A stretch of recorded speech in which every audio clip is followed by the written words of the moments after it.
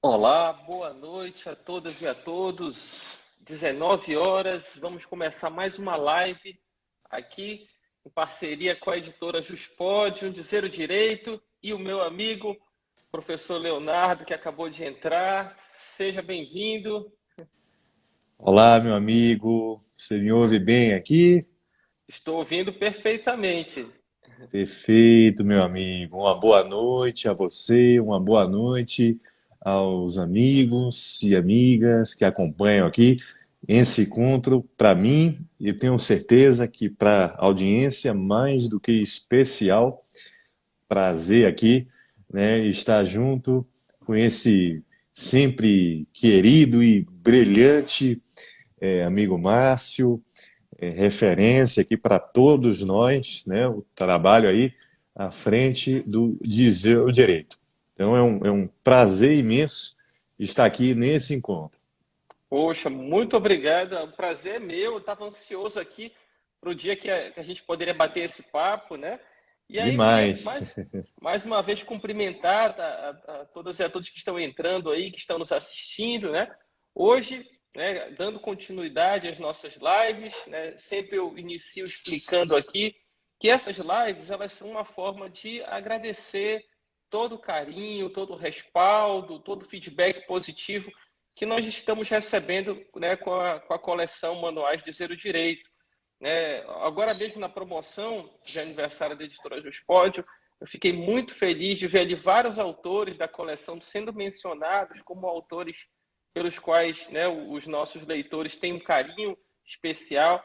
Então isso nos deixa, né, professor Leonardo, muito felizes, porque foi um esforço muito grande na hora de selecionar os autores, na hora de, né, formatar a estrutura do livro, a metodologia, a finalidade dos manuais. Então, essa sensação é muito boa, muito prazerosa. E aí, como uma forma de retribuir a vocês todo esse carinho, a gente bolou essa ideia das lives, uma forma de divulgar ainda mais, né, o conhecimento gratuito para todas as pessoas. Tá? E aí, hoje, nós vamos falar aqui sobre direito processual penal, uma matéria que eu sou apaixonado, e vamos falar sobre um assunto que é muito cobrado nas provas e tem uma importância prática tremenda, né? Que é o acordo de não persecução penal. E aí, para falar disso, né, ninguém melhor do que o professor Leonardo Barreto Moreira Alves, que é promotor de justiça no brilhante Ministério Público do Estado de Minas Gerais, que inclusive teve concurso recentemente, vai ter um outro agora, né? Ele é bacharel em Direito pela Universidade Federal da Bahia, né? Para mim foi até uma novidade, eu nem Sim, sabia disso. Ele é mestre pela baiano. PUC de Minas Gerais, professor de diversos cursos preparatórios, né? E autor do Manual de Processo Penal da coleção Manuais de Zero Direito. Então, mais uma vez, muito obrigado pela sua presença. Né? E vamos logo iniciar, porque eu acho que tem muito assunto bacana para a gente tratar. Né? E aí eu já queria iniciar logo perguntando para você explicar para a gente, né, o que é esse acordo de não persecução penal, né? Como é que ele surgiu, né? A gente via muito naqueles filmes, né, estadunidenses ali aquele acordo feito com o promotor, feito com o suposto autor do crime, com a presença do advogado, né? O que é esse acordo de não persecução penal? Como é que ele surgiu no Brasil? Surgiu quando? Vamos iniciar explicando um pouco desses conceitos introdutórios para quem está nos assistindo. Por favor, professor. Perfeito, meu amigo. Mais uma vez, queria aqui dizer meu muito obrigado pelo convite aqui para esse encontro, pelo convite para participar da coleção que está fantástica. É uma honra para mim participar aí do projeto ao lado de colegas que são excepcionais. A coleção ficou fantástica. Tem muitos amigos aí que já tinham já vinham se destacando na vida acadêmica, mas aí agora com o selo de direito há uma divulgação ainda maior para que todo o país, né, conheça o trabalho dos colegas e para mim é um motivo de muito orgulho, né, participar também aqui do projeto. Também, novamente, aí, saudar os amigos, amigas que estão chegando aqui, nos prestigiando, acompanhando o evento ao vivo. É, para mim também um motivo de muita honra. A gente sabe aí da de trabalho, então dedicar um pouquinho do tempo para estar aqui nos ouvindo, isso nos deixa muito contentes. Bom, sem maiores delongas, né, porque o tema aqui suscita muitas discussões importantes, o acordo de não persecução penal, o nome longo, como vem se falando, abreviando aí o termo, é um instituto ainda um tanto quanto recente. É um instituto que surgiu no país pela primeira vez lá em 2017. E ele não veio de início, ele não veio em lei em sentido estreito, não veio em um artigo do CPP. Ele veio a partir de uma resolução do CNMP, de número 181, de 2017, o que à época suscitou uma certa desconfiança. O Instituto não pegou bem, não decolou, não se implementou na prática. O próprio MP teve receio de firmar acordos e acordos sem reconhecimento depois no judiciário, até em grau recursal. O judiciário também não teve bons olhos, até porque na redação original lá do ato normativo não havia atuação do juiz. O acordo era firmado tão somente pelo MP, proposto e firmado pelo MP, junto aí com o investigado, sem qualquer intervenção do juiz. E aí não se discutia se isso seria constitucional, se isso afastaria o judiciário de atuação aqui, que seria imprescindível, se isso afastaria o juiz natural. Enfim, não, tivemos um período aí que meio que ficou adormecido o acordo. Até que, um ano depois, houve uma outra resolução do CNMP, a 183 de 2018, que passou a obrigar que ocorresse a intervenção do juiz. O acordo firmado pelo MP e pelo investigado submetido a uma chancela judicial, a uma homologação judicial. A partir daí começou a andar um pouquinho, mas ainda havia o argumento de que o Instituto não vinha em lei em sentido estreito. O Instituto decola mesmo, né, e hoje é uma realidade na prática e em concurso, a partir do pacote anticrime. Porque é a partir daí que vem no CPP, no teor do artigo 28A, que é um artigo bem completo, bem extenso, que a gente vai comentar muito aqui a respeito dele. Né? Contempla aí um caput, parágrafos do primeiro até o 14, um regramento bem detalhado. Então, qualquer receio, qualquer discussão, né, até em ADIs que existem no Supremo para discutir aqui a constitucionalidade do acordo, tudo isso se perde. Atualmente, o acordo tocou bem no ponto aqui, a experiência norte-americana é muito comum a gente acompanhar em filmes e séries, ali o promotor, né, propondo aí qualquer acordo em qualquer crime. Lá no Instituto do Plea Bargain é muitíssimo amplo. É possível um acordo lá para, de fato, envolver qualquer delito, qualquer um, sem ressalva nenhuma, e para incluir qualquer pena, qualquer pena.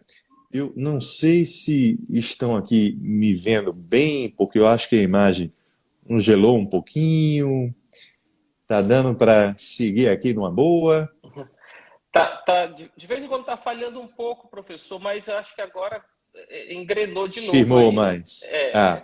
Então tá. Qualquer coisa aqui, me avisa, a gente tenta mexer aqui então. Eu vinha falando lá do plea bargain, né, nos Estados Unidos, o acordo que pode aqui ser firmado para envolver qualquer crime, qualquer um, e qualquer pena. É muito comum a gente ver nos filmes situação bem extrema. Há um serial killer que foi responsável pela morte aí de 10, 15 vítimas. Aí o promotor propõe a forma de execução da pena de morte. O que você prefere? Injeção letal, cadeira elétrica, né? Dada a amplitude do Instituto. Isso não ocorre aqui no país. Não há essa ampla liberdade. Não se permite aqui no ANPP a fixação de pena, vamos falar bem disso aí, e não é possível para qualquer fato, para qualquer delito, não. Somente para alguns crimes. Né? E um outro ponto importante no comparativo é que lá nos Estados Unidos o acordo implica sim em uma fixação de uma pena. O sujeito recebe uma pena. No ANPP, não há fixação de pena alguma. Há estipulação de obrigações, de condições de índole pessoal. Vamos também abordar aqui ao longo do encontro. Então, só para fechar aqui e amarrar bem, para ficar uma boa noção do que é o acordo, nós temos esse instituto que vai, via de regra, ele vai ocorrer em uma fase de investigação. Né? Claro, há quem aponte que é possível um pouco posterior. Mas, em regra, como criado no Código, no artigo 28A, ele ele é implementado na fase de investigação. Então, é no inquérito, há quem entenda que é também aqui no PIC do Ministério Público, e haja vista o termo, é um acordo de não persecução penal. É um acordo que, se firmado, impede o segmento da persecução penal, o início da persecução penal em juízo.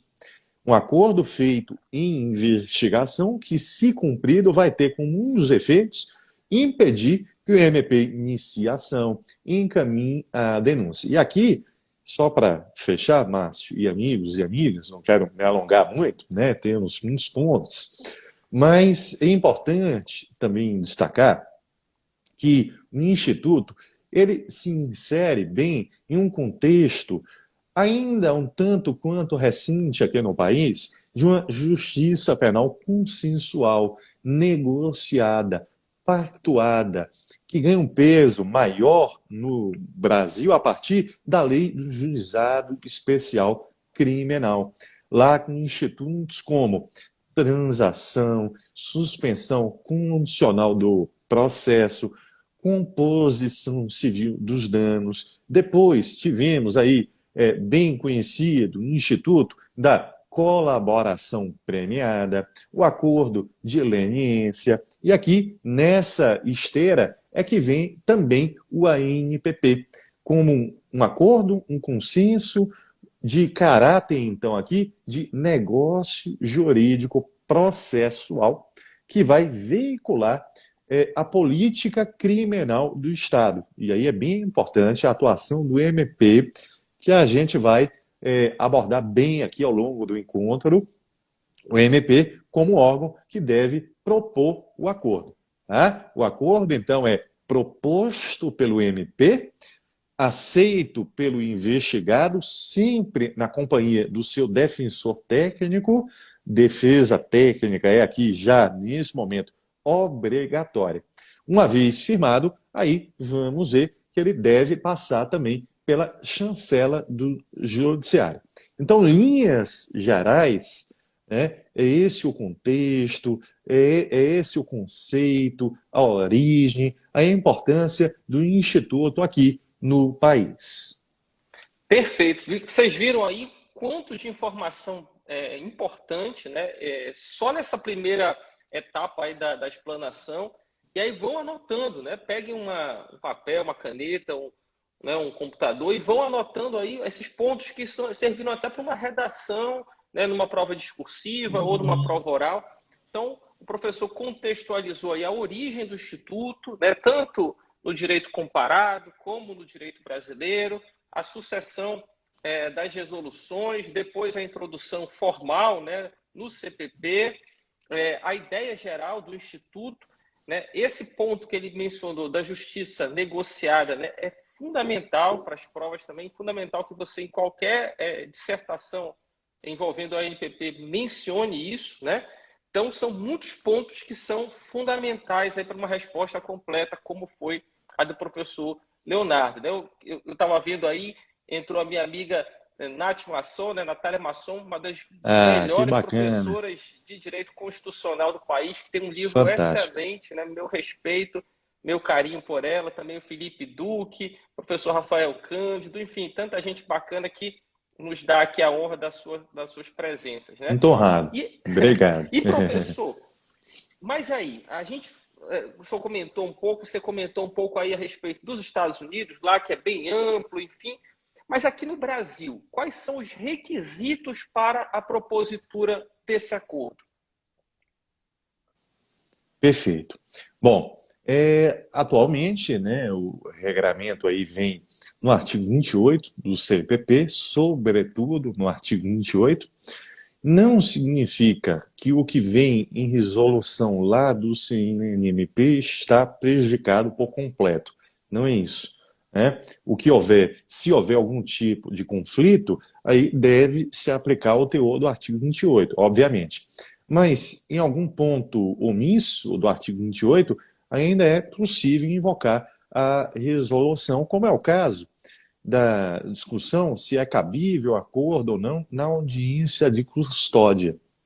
O 28A do CPP se omite, mas a resolução prevê permitindo que venha a ocorrer no momento da audiência de custódia. Eu lembro disso aqui porque há requisitos na resolução e há requisitos no artigo 28A. Né? Obviamente, vamos seguir aqui quanto a este ponto o teor do artigo 28A. Em sua maioria, os requisitos vêm no 28A caput. E depois tem um complemento em um parágrafo do artigo 28A, que é o parágrafo segundo, que eu vou também apontar aqui, que tem uma redação negativa, né, que aponta quando é que não cabe o acordo. Então vamos de uma vez só aqui. O que deve estar configurado para que se permita que o MP venha propor o acordo? Primeiro, não ser caso de arquivamento da investigação. Obviamente, se for o caso de arquivamento, deve o MP promovê-la.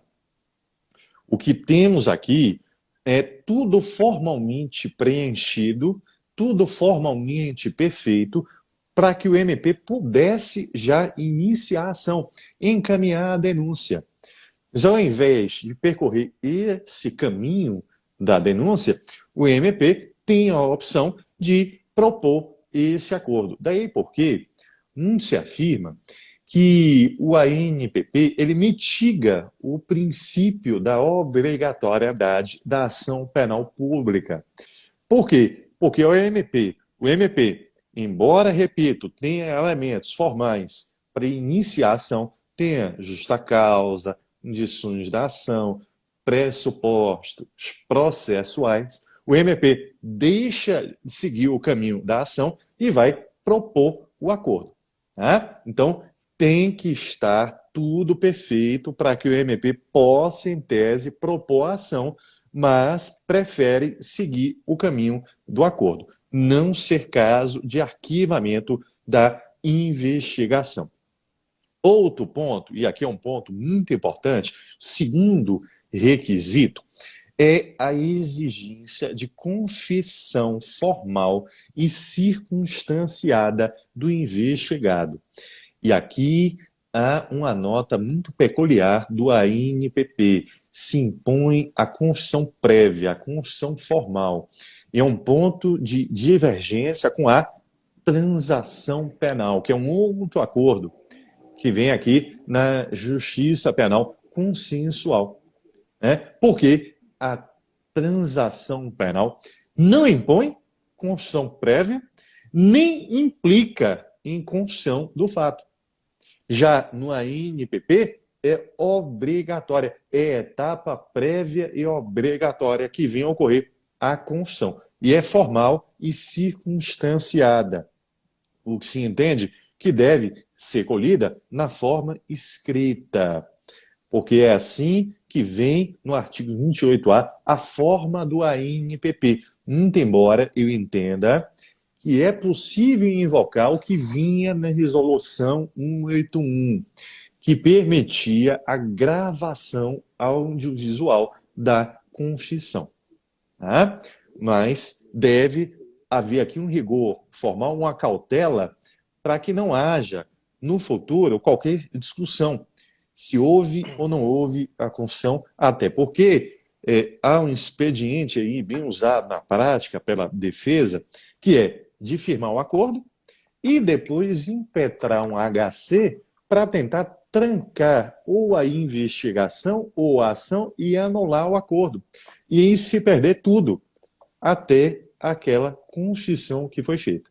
Então há uma cautela aqui enorme por parte do MP. Né? E vamos ver depois que é possível até, não cumprido o acordo, que o MP venha a se valer da confissão, mas para fins de início da ação. Obviamente, não para fins de condenação do réu ao final da ação penal. Confissão que vai recair sobre uma infração penal não cometida com violência ou grave ameaça. Tá? O que já reduz bem aqui o espectro. Deixemos, olha a linha aqui de raciocínio, qual é? Deixemos a ação penal para o que é substancial, para crimes de maior relevância, para crimes de maior gravidade e maior repercussão. É essa a ideia. Então, nesse sentido, o ANPP vai servir também como um filtro. De algum modo, tendo como consequência prática um desafogo do judiciário, uma diminuição da sobrecarga do judiciário, deixando aqui a ação penal, de fato, para crimes de maior gravidade, de maior repercussão. Então, a ação penal dá para compreendê-la como uma opção de extrema ou última ratio. Fatos mais leves ou médios podem ficar aqui no âmbito da justiça penal consensual. Né? Agora, é importante destacar, quando a lei fala em violência, está se referindo à violência à pessoa. Então, se houver algum crime cometido com violência à coisa, como um dano qualificado, é possível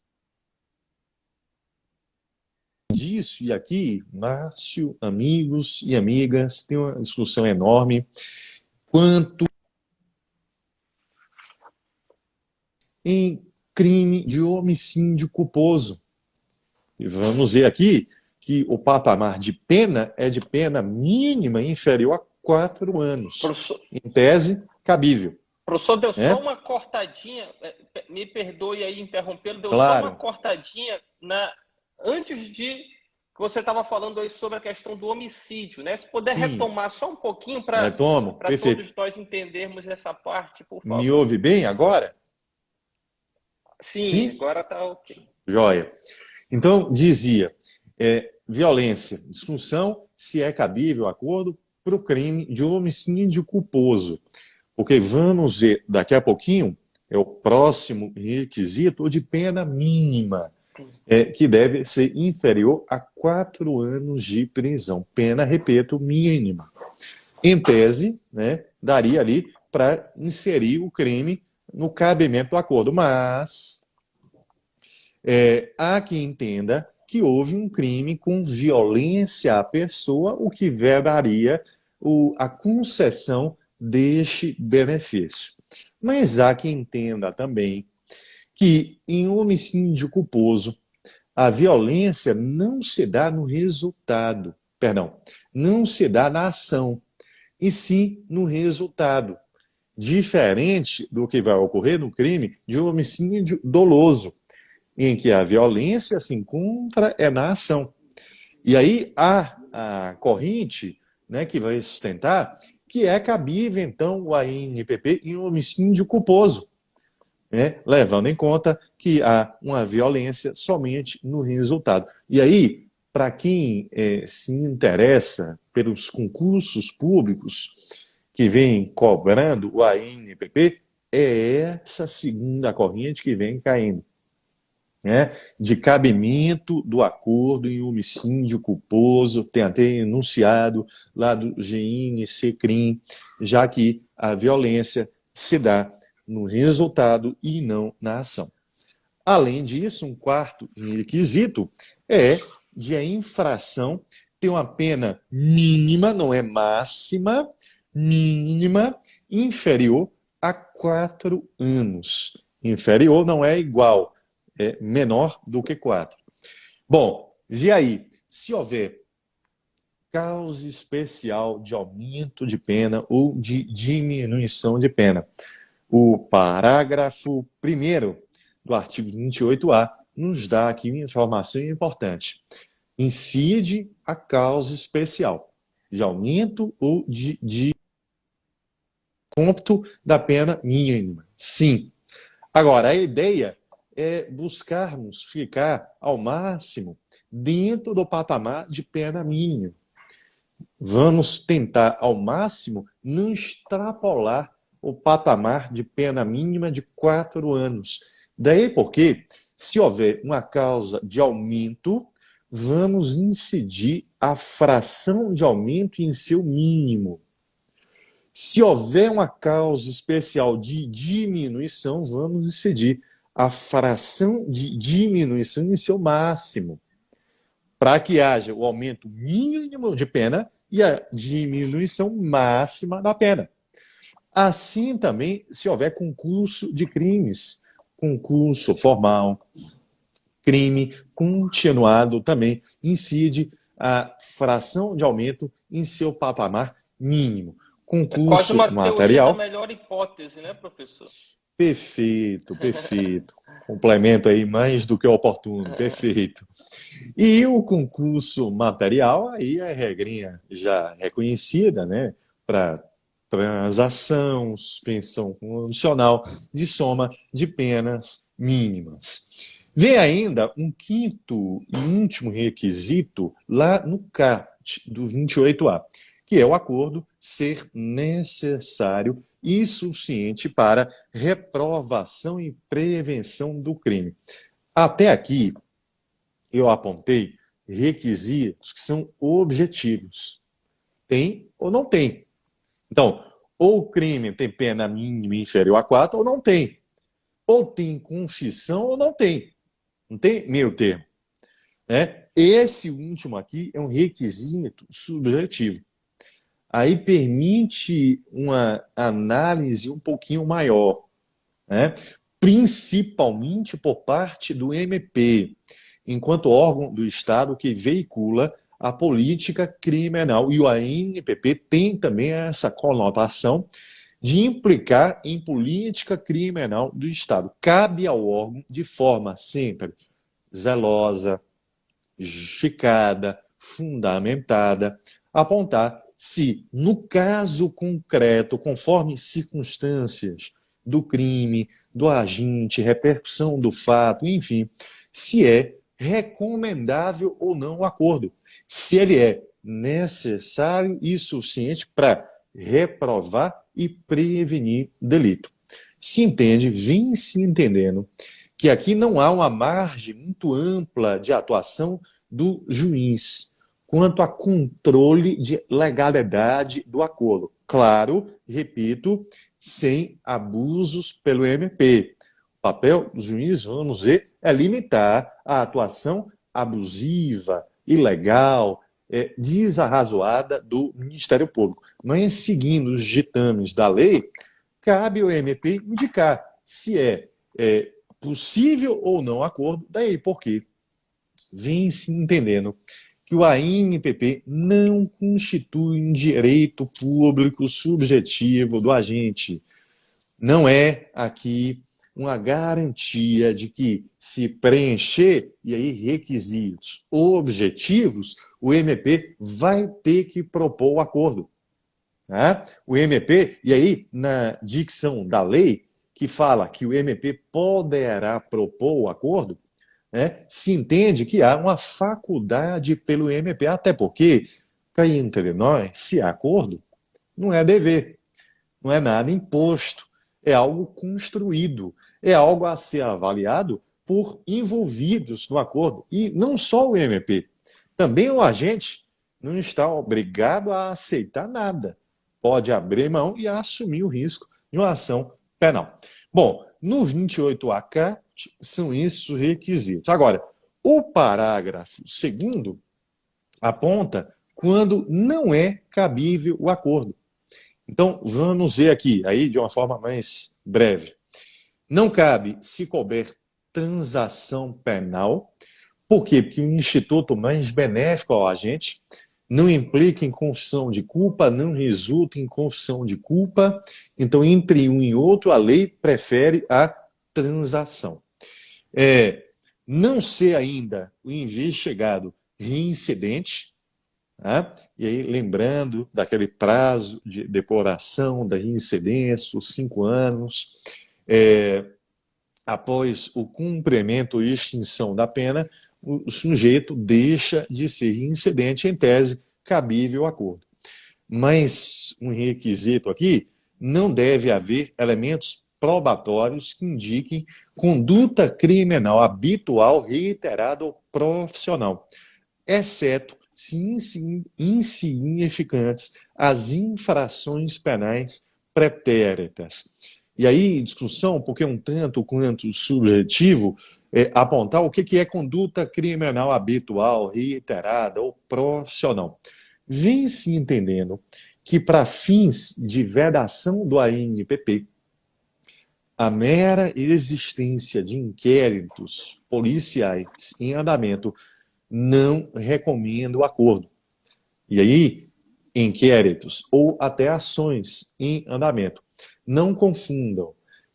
Isso não pode ser levado em conta pelo juiz, né? Está aí o Márcio, para confirmar, para fins de aplicação da pena, se o réu for culpado, condenado. Mas para fins de vedar o ANPP, esse vem sendo entendimento. Tá? Quanto a infrações penais pretéritas, insignificantes, o entendimento seria de que infrações de menor potência ofensiva permitem o acordo.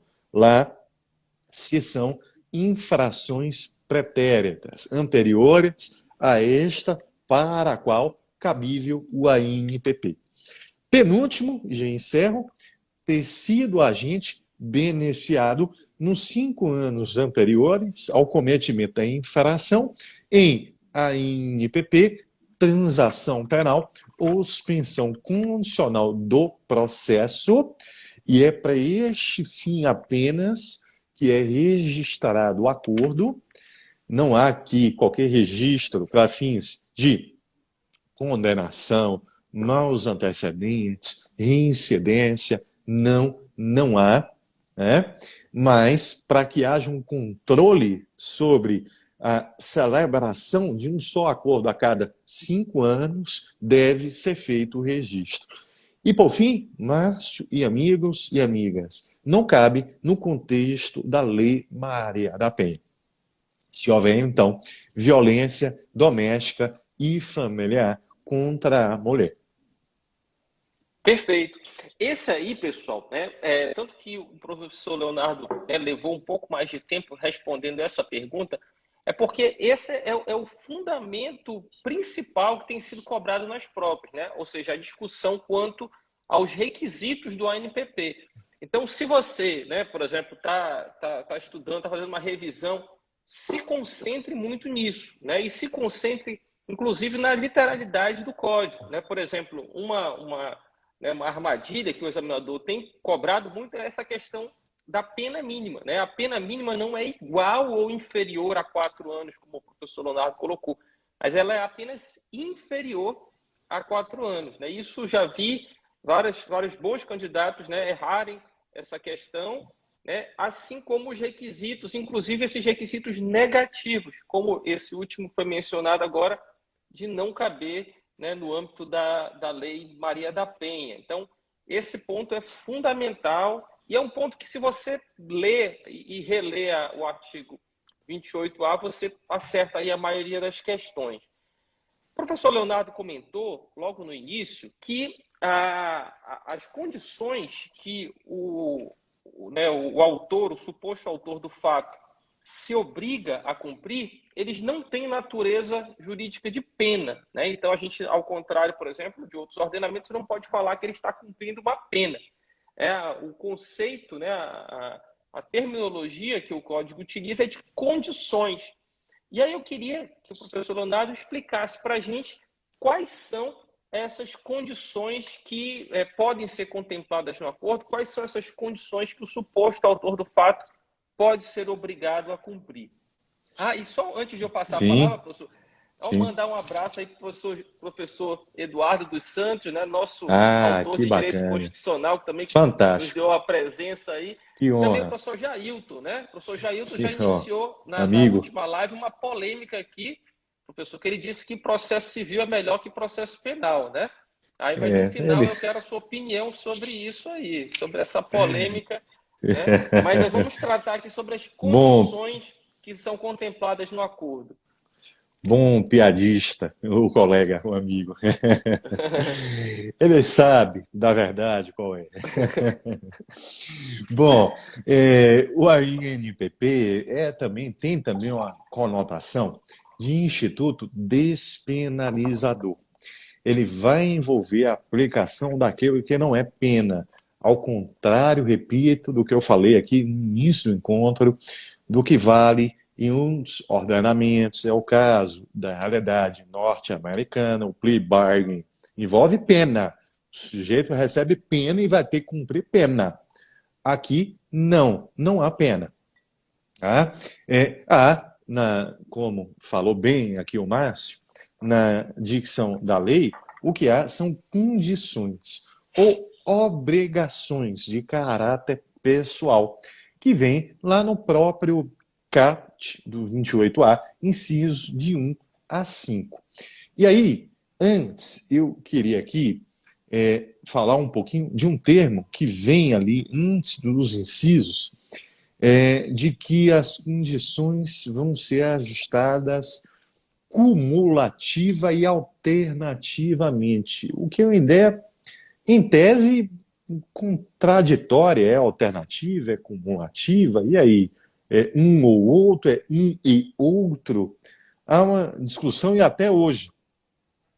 Até porque a resolução do CNMP falava alternativa ou cumulativamente. E não, como veio aqui, né? Qual é a hermenêutica que vem sendo dada aqui a esse termo? São 5 condições que vêm aqui no artigo. Vem se entendendo que as condições dos incisos 1 a 3 são obrigatórias, devem ser cumuladas, que eu já vou elencar aqui. 1 a 3.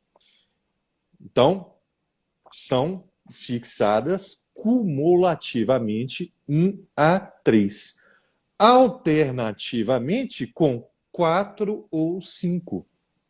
Então, 1 a 3 e 4 ou 1 a 3 e 5. Assim eu entendo, a melhor hermenêutica. Eu sigo aqui entendimento de um colega do MP do Paraná, não sei se ele está aqui, que é o Rodrigo Cabral, um excelente autor da Juspodium, que tem assim um manual sobre a NPP fantástico, e que eu vou me valer muito dele aqui no nosso manual. Sigo aqui o seu entendimento. Então, teríamos que ter o quê? Incisos de 1 a 3. 1. Repara o dano ou restituir a coisa íntima, exceto na impossibilidade de fazê-lo. e um cuidado do Estado democrático de direito, sempre com a tutela à vítima, para que não fique desamparada, para que se busque, dentro do possível, a reconstituição do status quo ante. É um processo penal que, se quer ser instrumental, garantista na essência, deve buscar também tutelar direitos fundamentais da vítima. É aqui, então, o caso, já como primeira condição. Segunda, o que é muito útil, gerentes indicados pelo MP como instrumentos, produto ou proveito do crime. Como a forma aqui, uma ferramenta Professor, só para, desculpe interrompê-la, só para repetir o inciso segundo aí, do renunciar voluntariamente a bens, que cortou um pouquinho, por favor. Não é? Renunciar voluntariamente a bens e direitos indicados pelo MP como instrumentos, produto ou proveito do crime. E aí servindo bem como uma ferramenta de política criminal do Estado para desestimular a prática de crime, principalmente crime com repercussão aqui econômica. O bom e velho não valer a pena.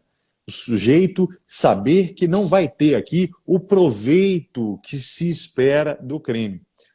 Vai ocorrer, então, aqui a perda de algum instrumento, produto ou proveito do crime. Além disso, prestação de serviços à comunidade ou a entidades públicas por período correspondente à pena mínima condenada ao delito, diminuída de 1 a 2 terços em local assim indicado pelo juízo de execução, na forma do artigo 46 do Código Penal. E aí temos que ter mais uma, no mínimo, que seria o quê? 4.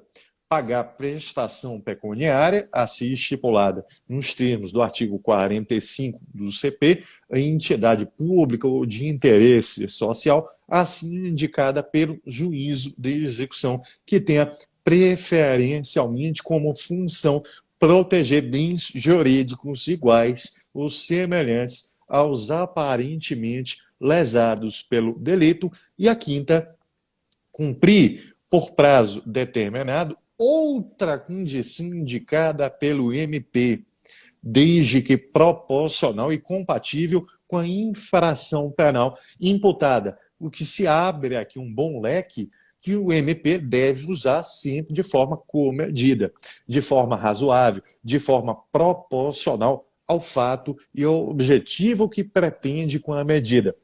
Exemplos, uma perda da fiança que já foi paga, a fixação de alguma medida cautelar que venha no artigo 319, tudo isso é possível aqui com fundamento nesse inciso 5.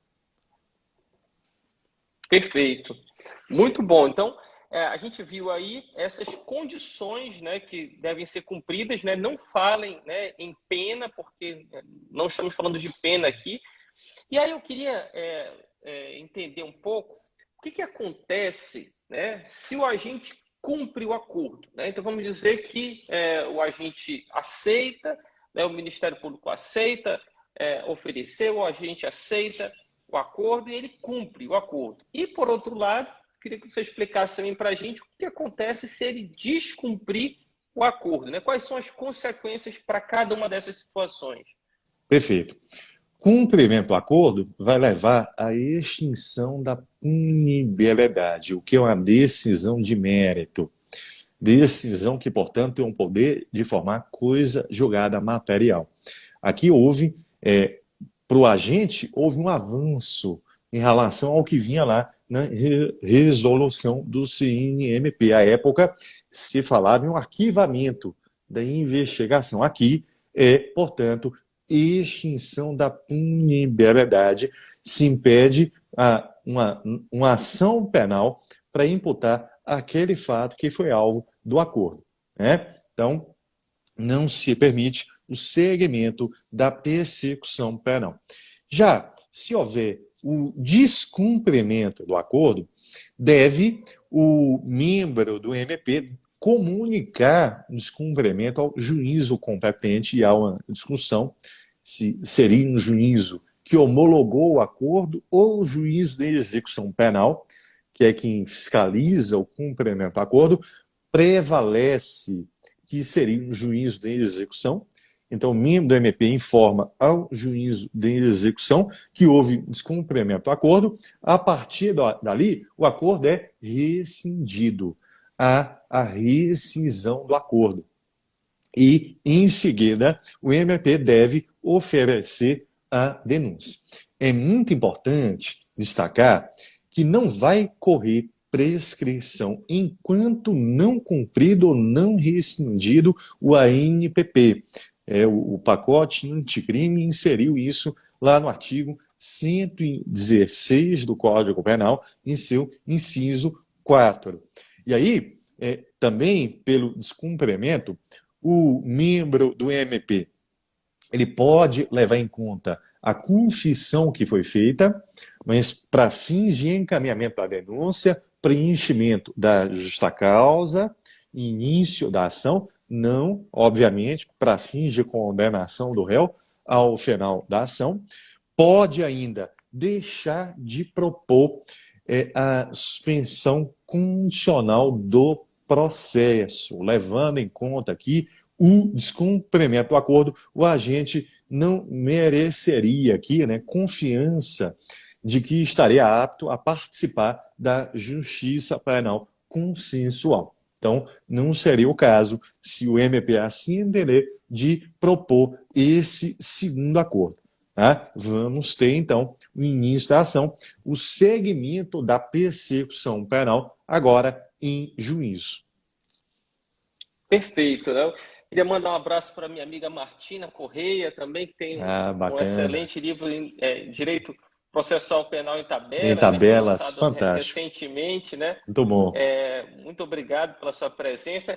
E eu reservei agora aqui, professor Leonardo, 3 perguntas mais polêmicas aqui para o final da nossa live, né? 3 perguntas aqui que vão ser cobradas aí nas provas, principalmente discursiva, né? E prova oral, né? A gente viu aqui várias questões que vão ser cobradas aí em todas as fases, mas agora 3 assuntos mais polêmicos, né?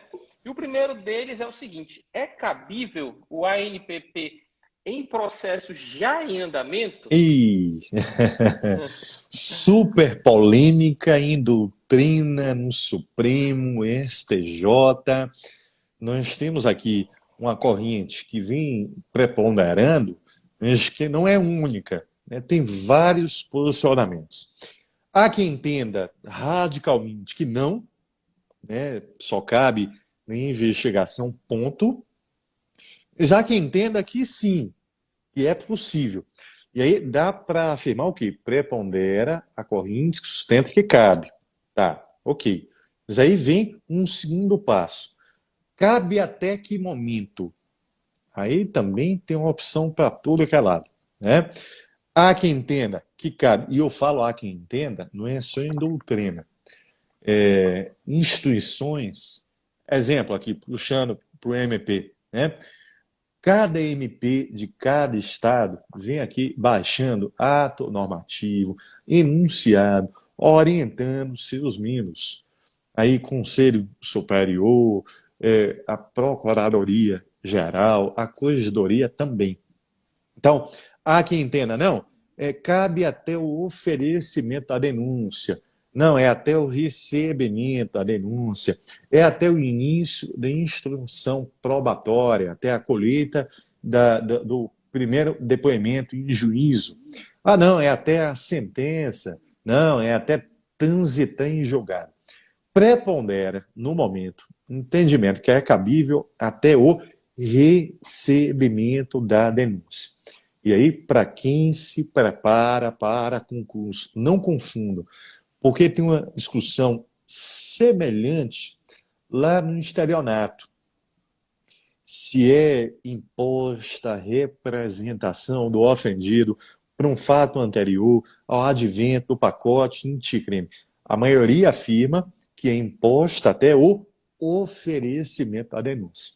O ANPP, o momento é um pouquinho posterior, é até o recebimento da denúncia, porque vem se entendendo que este é o momento em que há o ajuizamento da ação, se completa uma relação jurídica processual. É a partir dali que se chama o réu a juízo, o réu é citado. Então, a persecução perante juízo está formada ali, naquele momento. Tá? É o limite, muito embora a matéria está aberta ainda no Supremo e no STJ.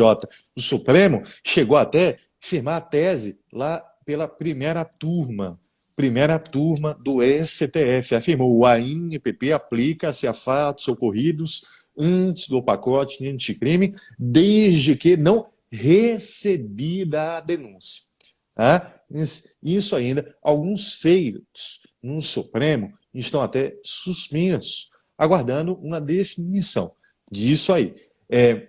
No âmbito, eu falo aqui, MPMG, né, a Corregedoria orienta seus membros para que também adotem esse posicionamento, até o recebimento da denúncia. Tá? É o que vem preponderando, é o que vem caindo em prova. Perfeito. Isso, inclusive, né, vale muito a pena se você vai fazer um concurso que tenha banca própria, como é o caso do MP de Minas Gerais, conhecer esse entendimento. Né? A gente sabe aí que Fundamental. o novo concurso do MP está em vias, né, de ser concretizado. Sim. Então, você já sabe que a posição institucional é essa, né? Essa prova, essa é a que você tem que adotar numa prova. Outro tema também, professor, polêmico, diz respeito ao cabimento, né? Esse é um pouquinho menos polêmico, mas respeito ao cabimento do ANPP na Justiça Eleitoral, na Justiça Militar e no Tribunal do Júri, né? No Tribunal do Júri, talvez seja a polêmica maior. E eu queria que você falasse um pouquinho para a gente sobre isso, por gentileza. Perfeito. Justiça eleitoral, possível, cabível, tivemos até o enunciado número 47 da primeira jornada de direito eleitoral da Escola Judiciária Eleitoral do TSE, que veio em 2021 para permitir livremente o cabimento não só do ANPP, também, como já vinha ocorrendo já há um bom tempo, da transação penal e da suspensão condicional do processo. O que se impõe é o preenchimento natural de requisitos do 28A. Bom, quanto à justiça militar, tem uma polêmica que nasce lá na resolução 181. Por quê? Porque ela vedava textualmente o ANPP para crimes militares que implicassem em descumprimento da hierarquia e da disciplina. O 28A do CPP não repete a norma, é omisso. E aí vem a discussão. Não repetiu porque não quis o cabimento ou não repetiu porque houve uma falha? Tá? Há quem entenda de um lado do outro. O que prepondera? Que não é cabível que o 28A não quis prever porque não quis que o acordo fosse cabível na justiça militar. Né? E é assim que vem julgando o Superior Tribunal Militar, o STM. A doutrina ressalva apenas os casos de crimes militares praticados por civis, na esfera da justiça militar da União. E quanto ao júri, aí polêmica enorme, houve caso concreto aí de colega, que eu não vou entrar aqui no mérito, questão ética, mas só para informar que é um tema vivo, palpitante, se cabe, não cabe, o que a maioria vem sustentando? Que não cabe. Primeiro, por quê? Porque o 28A veda para crime que possua violência à pessoa. E júri julga crimes dolosos contra a vida. Né? Primeiro argumento. Segundo, seria a competência funcional do júri. Não pode o MP propor o acordo, o juiz homologar o acordo, subtraindo a matéria do conhecimento dos jurados, que são os juízes constitucionais da causa. Então aqui haveria, no entender da maioria, esse limite. seria de cabimento, de incidência lá no júri. Ótimo, excelente, né? Antes de a gente passar para a última pergunta, só avisando aí para as pessoas que estão acompanhando a live, né, que a editora Juspódio gentilmente cedeu aí um cupom de desconto, né, de R$ 15 para o excelente manual de processo penal do professor Leonardo ou qualquer outro manual da coleção de Zero Direito. Para isso, né, quando você for lá no carrinho, você insere o cupom de desconto que é o Leonardo 15, né? Tá aí na tela fixado para vocês, Leonardo 15, você tem R$ 15 de desconto na compra do processo penal do professor Leonardo ou de qualquer outro livro da coleção Manuais de Zero Direito.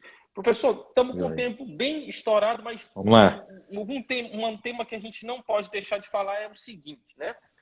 Cabe à NPP em tráfico de drogas privilegiado, em crimes hediondos e equiparados, em racismo. Fala um pouco aí de cada um desses aí para a gente encerrar com o assunto completo para não deixar ninguém aí que assistiu a live sem acertar as questões da prova.